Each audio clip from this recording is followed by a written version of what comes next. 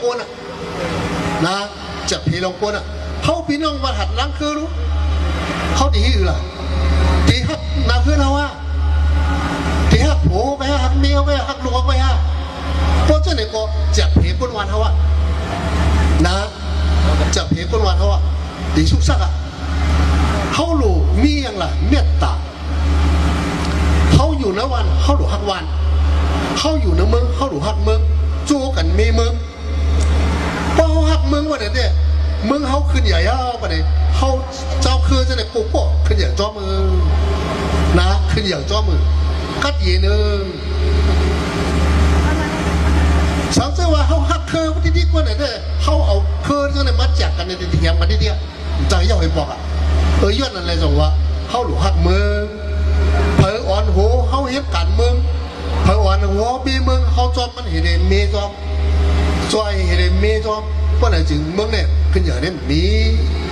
พอฮักเมืองว่าไหนเขาจู้กันเมเมืองเนี่ยติเมกันเลยล่ะนะเมติหูใจกวนอันตั้งบ่มีหูใจกวนตั้งแล้วว่าไหนหนีว่าพ่อหมอว่าไหนเงินคำบอกติเข้ามานะมีตังเงินตังคำมีไปอันอยู่ดีมีไปอันคนเมืองเขาเลยง่ายอยากพื้นมี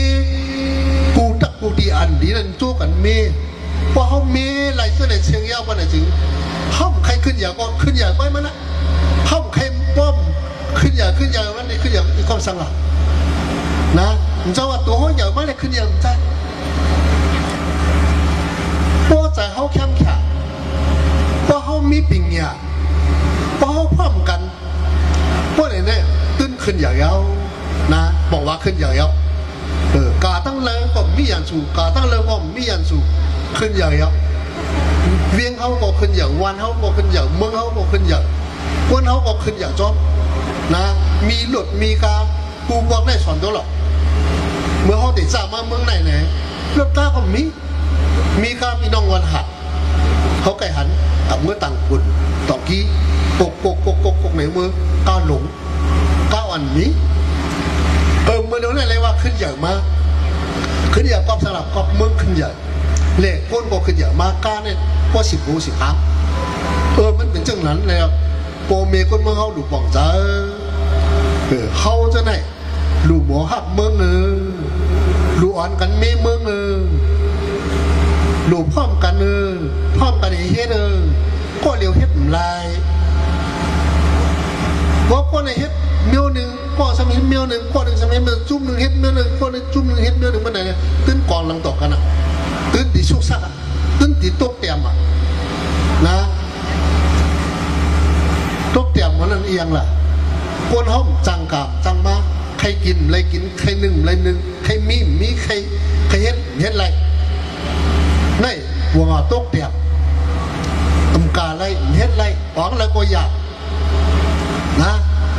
ตกเตียมจัวเขาตีกาไปว่าเมื่อเร็วในส่วนตัวเราเขาตีกาต้องกี้เก็บมีเวลาชิบกายาบมายาบนะกายาไม่ยาการนะสะพองได้ตกเตียม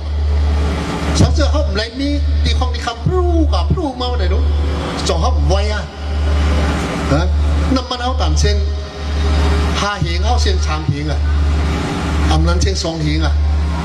แต่ขิงเขาก็มึงแก่กล่าวอะไรไว้มาอะไรไว้การห้องพับนี่ขึ้นเยอะในย้อนเขาแก่นั่นแหละมันจ้างขึ้นเยอะพี่น้องวันหันล้างคือเอาขาทั้งสิ่งวันกันต้องไว้ดีๆกันจะเนี่ยปกติเคยขึ้นอย่างนี้เขาขาโจ้กันเอากันว่าป้ากันไปดิผู้อ่อนหัวก็แล้วกันฉันปันเฮียงมันยกมันจอยมันมีจอยมันหลับสะกดถอดตื้นขึ้นอย่างนี้ในพอเป็นคนเมืองเขาเอาไว้ในองค์นาเสาพักฝ่ายหางบ้านสีอย่ามีลองว่าเขาหักอันไหนเขาหักอันไหนมันใจเขาเป็นก้นเหมือนกันเอาลองก้นในแบบว่าเป็นก้นไหนเผยก็ใครอยู่เปี่ยวกินสาต่างงานกันไปหลีก็งานใครลงมักมีหลีเป็นกัดยินเสื้อสากว่าที่เลยก็เขาหลดเพ่ไหนเนี่ยเผยก็สุดต้องอันนี้